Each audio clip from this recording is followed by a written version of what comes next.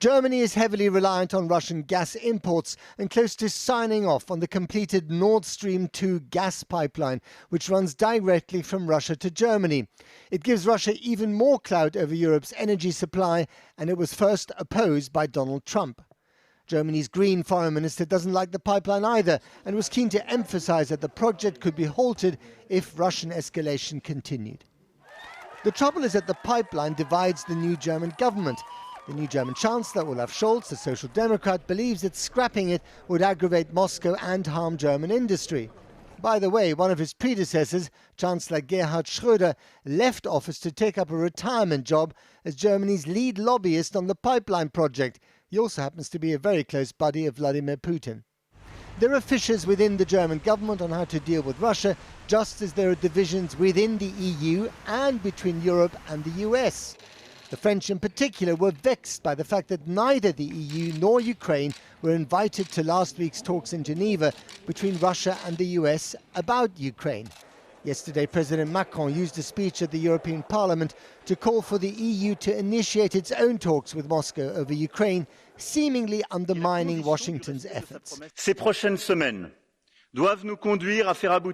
These next weeks must lead to a European proposal to build a new security and stability pact. We must build it between Europeans before we share it with our allies within NATO. Russia, its troop build-up on Ukraine's border and its demands to NATO have blindsided Europe and once again raised the question, is it high time for the Europeans to wean themselves off American security and to prepare more for their own defense against their biggest and potentially most threatening neighbor, Russia? Well, I'm joined now by the chairman of the Foreign Affairs Select Committee, Conservative MP Tom Tugendhat, just back from Ukraine, and Dr. Constanze Stelzenmüller, an expert on German and European foreign policy at the US-based think tank, the Brookings Institution. Welcome to you both.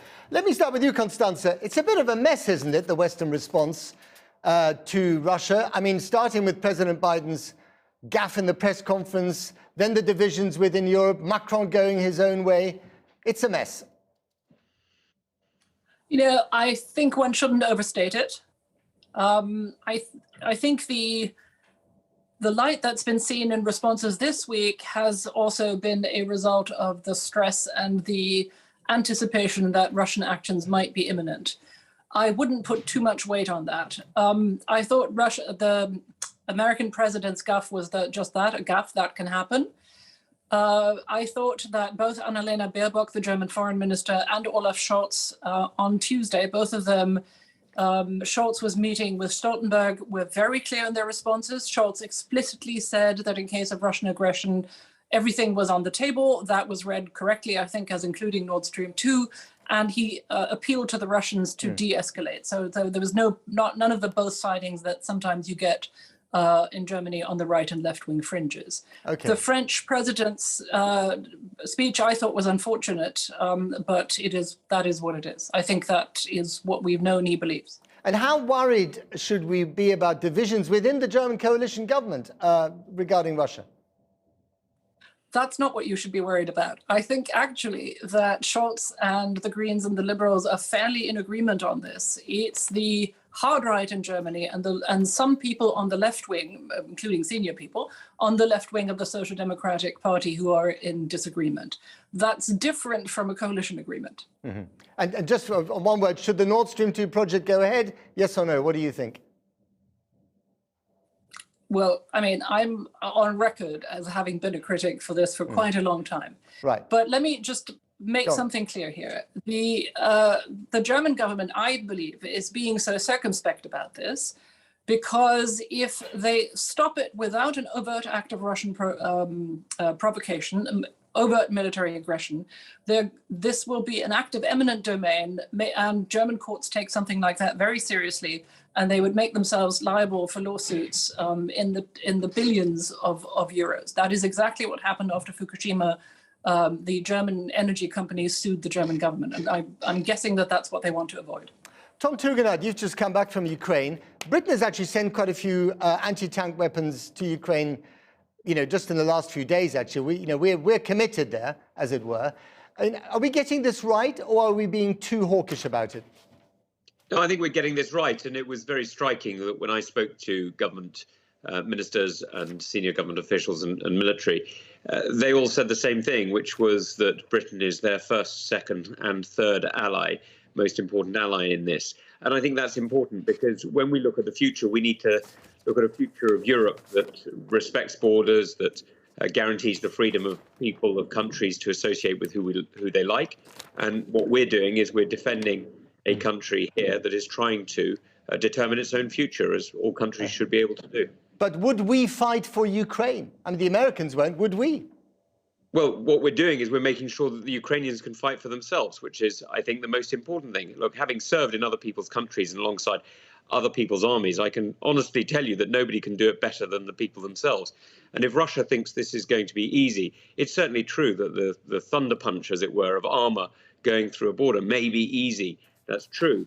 But actually, if you look around Ukraine today, you see a very highly armed, very, very motivated, very well trained in many areas, groups of partisan-type reserve units that are being set up and seem to be extremely effective. So all I can say is you may get a big bite, but you may find out you've bitten off something that stings. Constanze, is there any danger of Europe getting, and indeed America, getting sucked into this militarily, even if they now say they don't want to?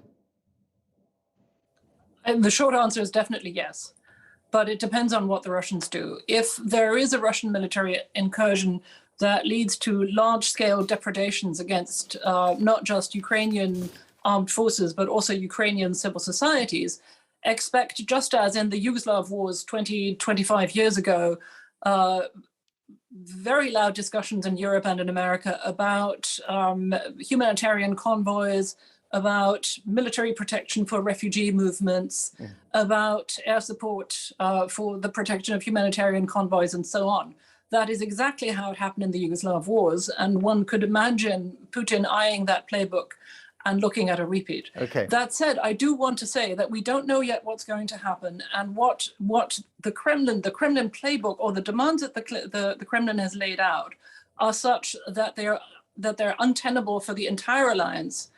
And that strikes me as slightly irrational from the Kremlin itself. Okay, that's an interesting point.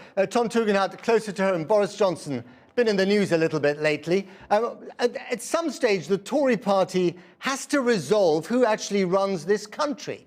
How close are we to that point of resolution? Well, that was resolved in a general election in December. But there seems to be some debate about it in the ranks of your party. A lot of people in your party want to get rid of him.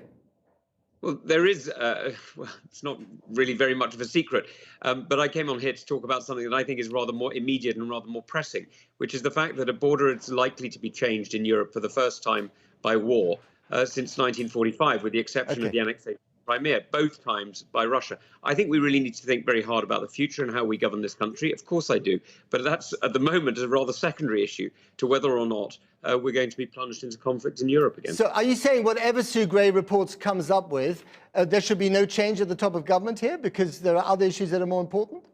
Matt, you can try and put words in my mouth if you like, but what I actually came on to talk to you about was about, I think, one of the most important questions that we have at the moment, which is how do we work together to make sure that we keep the peace in Europe? Now, you're absolutely right. There are incidents about parties. There are reports coming from Sue Gray. Let's deal with those in due course. I have just come back from Kiev, where I have been speaking with senior Ukrainian officials and members of the government about the threat that they face. I think the British people, quite rightly, expect our government to be helping free people to defend themselves.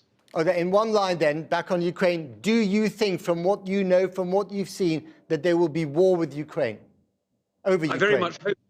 I very much hope not. This is a decision that Putin's got to take. But whatever Putin thinks he may win on day one, he'd better be thinking very hard about day 2 and 3 and 4, because I don't think this is going to end nearly the way he thinks it is. And all he is doing is he's taking a series of tactical decisions, each of which harms Russia. Last time he invaded Ukraine in 2014, the mothers of Russia joined protests in Moscow because he lied over the number of Russian soldiers who'd been killed. Sadly, this time, the danger is more Russian soldiers could be killed, and nobody wants or the conflict.